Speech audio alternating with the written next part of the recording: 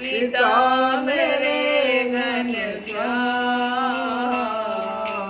मातु मेरी विराधिका।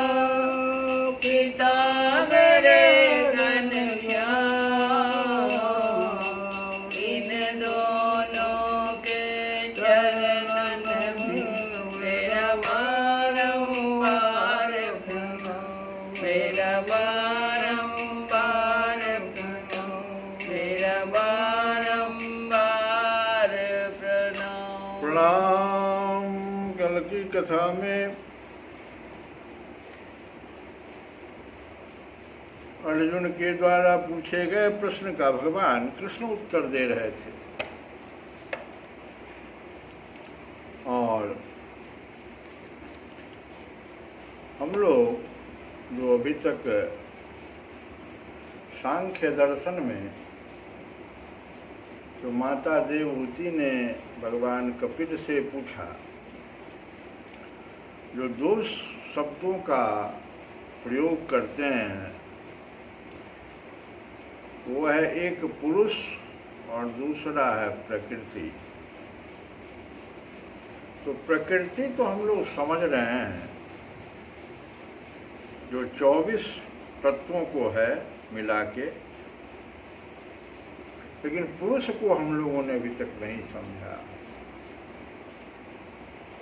पुरुष से यहाँ मतलब है कपिल भगवान का एक तो जीवात्मा और दूसरा परमात्मा, दो तत्व। और इस दोनों की बातें, दोनों की चर्चाएं कपिल भगवान ने अपने सूत्र में किया है। कुछ लोग इस सांख्य दर्शन को इसलिए नकारने लगे कि कहने लगे कि भगवान को तो इसमें लिया ही नहीं गया। पुरुष से जीवात्मा का संबोधन किया कपिल मुनि ने और प्रकृति से प्रकृति को, भगवान को तो इन्होंने लिया ही नहीं। लेकिन ऐसी बात नहीं है। वास्तव में पुरुष का अर्थ आत्मा और परमात्मा दोनों है। अब है क्या कि जैसे एक सूत्र में आया है कि साही सर्वविदः सर्वकर्ता। तो जब जीवात्मा होता तो सर्वविद नहीं होता, शाही वही है क्या, सर्वविद सर्वज्ञ, सर्वकर्ता सर्वशक्तिमान।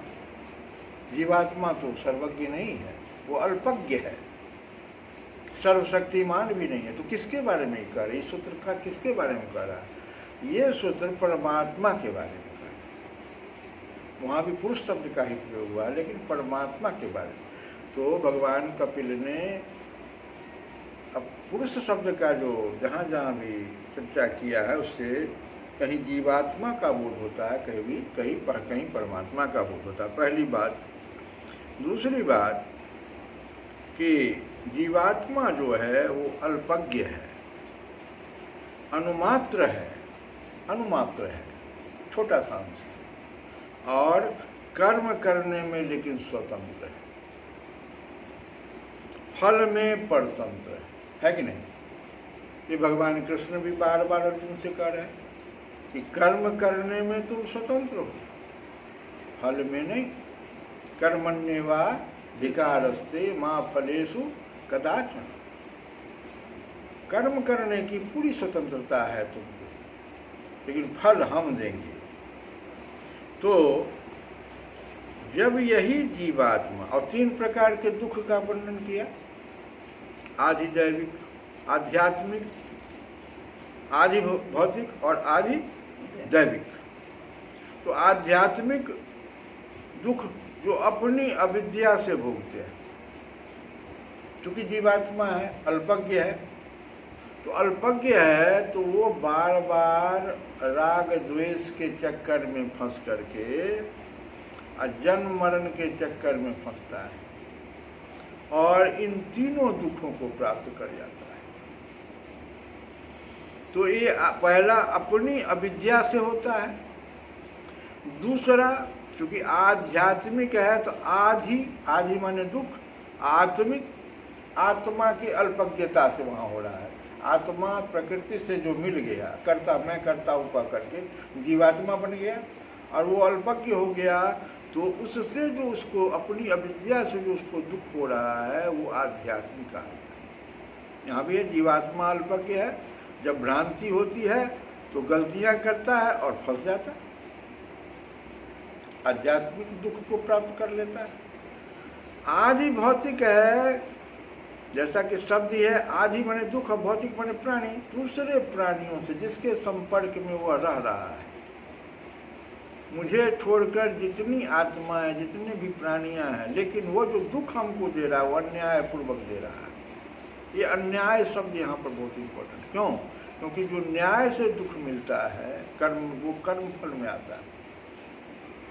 जो न्याय से हमको दुख मिलता है, न्यायपूर्वक दुख, जैसे हम कहीं कुछ गलती कर दिए, हम जानते हैं कि हमसे गलती हो गई और वहाँ हमको न्यायाधीश ने कुछ हमको फल दिया तो कर्म फल में आएगा।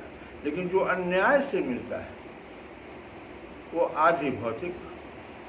उदाहरण के लिए हम मच्छर दिया, सर्प या अन्य जहरीले जीव के काटना, घर में अन्याय होना, दूसरे प्राणी जो हमको परेशान कर रहे हैं, दुख दे रहे हैं, हम उनको कुछ नहीं बिगाड़ रहे हैं, हम तो बल्कि उनका भला कर रहे हैं। जैसे हमारा अपना ही पुत्र, मान लो हमारा अपनी ही पुत्र, अपना ही हमारा पत्नी है, हम तो उसका बराबर अच्छा सोच रहे हैं, लेकिन वो हमको कुछ न कुछ दुख दे रहा है, अन्यायपूर्वक दुख ये कहलाता है।